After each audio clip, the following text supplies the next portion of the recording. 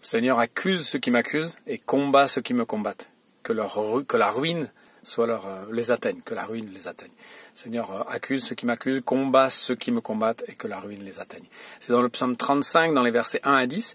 Et on peut être choqué par cette idée que David veut la ruine de ceux qui lui font du mal, mais il s'agit de la question des injustices, et de notre réaction face à l'injustice. Donc pendant ces 40 jours qui nous préparent à vivre Pâques, c'est le 8e jour, eh bien qu'on puisse réaliser que nous devrions réagir de la même façon que David face à l'injustice.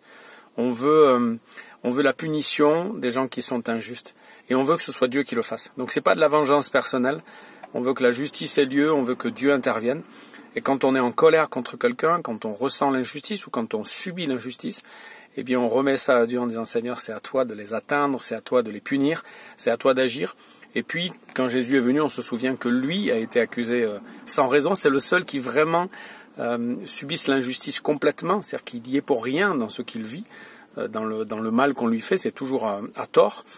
Et finalement, il va montrer que vivre cette injustice-là, la supporter, eh bien, c'est montrer aussi qu'on est en train de marcher pour le Seigneur.